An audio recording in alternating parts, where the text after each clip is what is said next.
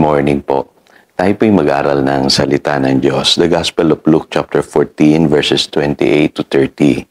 Kung ang isa sa inyo ay nagbabalak na magtayo ng tore, hindi ba siya uupo muna upang magplano at kwentahin kung magkano ang magagastos niya upang matiyak kung may sapat siyang pera para maipatapos ang kanyang ipapatayo? Baka matapos mailagay ang mga pundasyon ay hindi naman mayari ang tore. Siya'y kukutsain lamang ng lahat ng makakakita niyon. Sasabihin nila ang taong ito'y nagsimulang magtayo, ngunit hindi naman naipatapos. Focus. Kung mapapansin po ninyo sa ating pag-aaral ngayon, ay nire-relate ko po yung lesson po ng discipleship sa goal setting.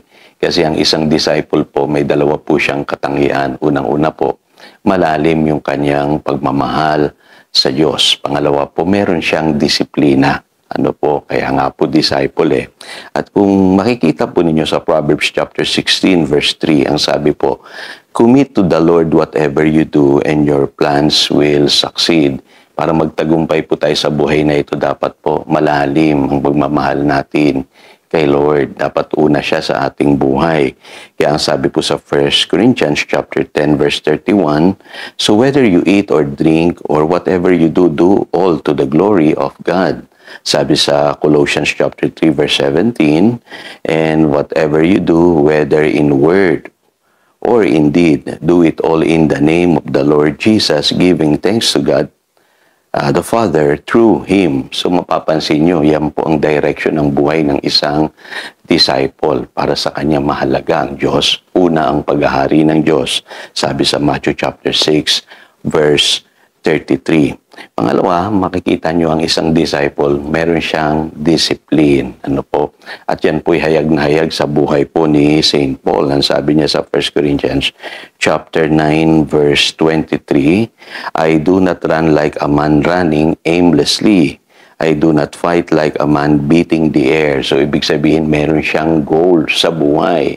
Alam niya yung kanyang ginagawa. Merong direction. At the same time, sabi rito sa verse 27, "I beat my body." Meron siyang disiplina para marating niya yung gusto niyang gawin. At ang goal niya ay maging instrumento siya sa pagpapalaganap ng mabuting balita. Kaya ang sabi niya sa verse 25, "Everyone who competes in the games goes into strict training." Kaya mapapansin nyo, disiplinado ang isa pong alagad ng Panginoon. Meron siyang goal, pinaghahandaan niya yung kanyang goals, yung kanyang mga plano, at inihahanda niya yung kanyang buong pagkatao, spirit, soul, and body, para doon sa kanyang mga nais gawin sa buhay. At ang sabi sa verse 27, "Run in such a way as to get the prize." Pansinin niyo po, ang isang disciple, nakatuon siya lagi sa prize. Kaya meron po siyang undistracted attention. Kaya pansinin niyo sa pagpaplano, yung discipleship, tsaka yung mga prinsipyo po nito, pwede ninyong gamitin, sa pagpaplano sa buhay. Unang-una, dapat malalim yung pagmamahal natin sa Diyos.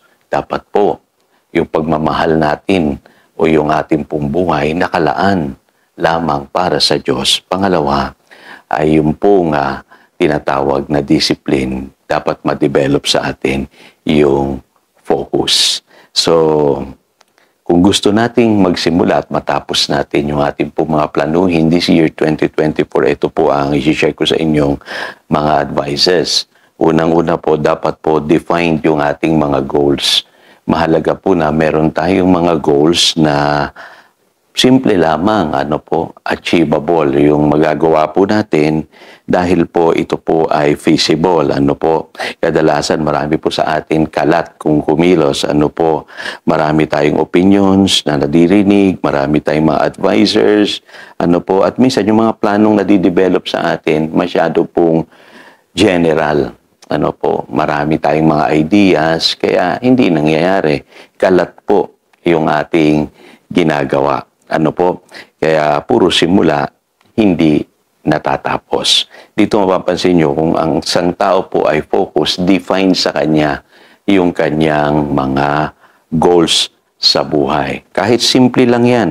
Ano po, ang mahalaga na ifo-focus mo yung lahat ng iyong energy and resources para doon sa iyong pinagplanuhan.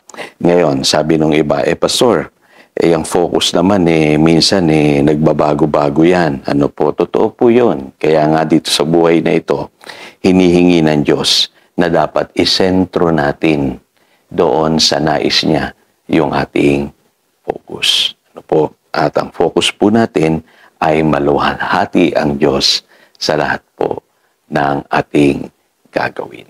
So, mahalaga po yung define yung ating mga goals. At the same time, ay makita sa atin yung tunay na disiplina para po ma-achieve natin yung ating pong mga goals. So again, ito po si Pastor Jojo nagpapaalala upang daluyan tayo ng pagpapala, manatili tayo sa kanyang salita. Good morning.